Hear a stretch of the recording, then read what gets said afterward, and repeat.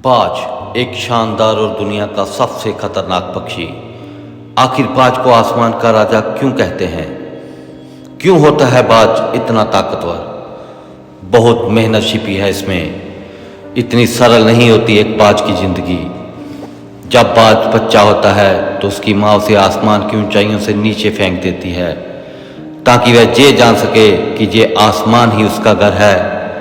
छोटे होने की वजह से वह आसमान में फड़फड़ाता है पर उड़ नहीं पाता, लेकिन धरती पर गिरने से कुछ ही मीटर की दूरी पर उसकी माँ उसे अपने ताकतवर पंजों में दबोचकर फिर आसमान की ओर ले जाती है।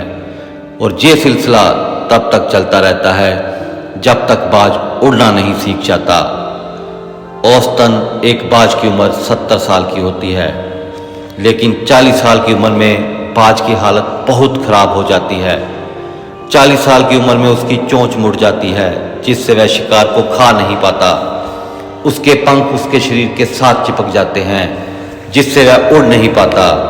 उसके नाखून पंजों में दस जाते हैं जिससे वह मरने की हालत में पहुंच जाता है, लेकिन वह हिम्मत नहीं हारता। बाज पत्थर पे अपनी चोंच को मार मार कर तोड़ देता है, अपनी चोंच से अपने पंखों को उखाड़ कर फेंक देता है और अपने नाखूनों को भी तोड़ देता है। बाज 6 महीने लहूलुहान होकर जिंदगी और मौत के बीच जंग लड़ता है। ये उसके जीवन का सबसे पीड़ादायक पल होता है।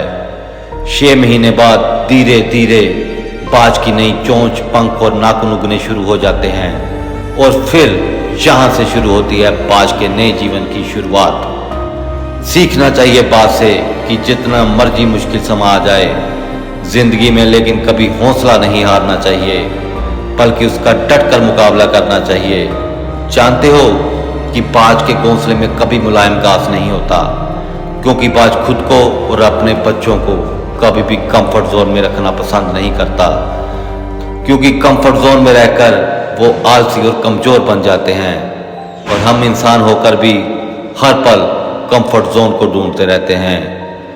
बाज हमेशा अकेला उड़ता है, वह कभी किसी के साथ नहीं उड़ता। बाज कभी भी छोटे पक्षियों के साथ नहीं उड़ता। इससे हमें ये सीख मिलती है कि आपकी कंपनी कभी भी कमज़ोर लोगों के साथ नहीं होनी चाहिए, वरना आप भी उनके जैसे कमज़ोर हो जाओगे। अगर बाज की तरह उड़ना चाहते हो तो अकेले उड़ना सीखो।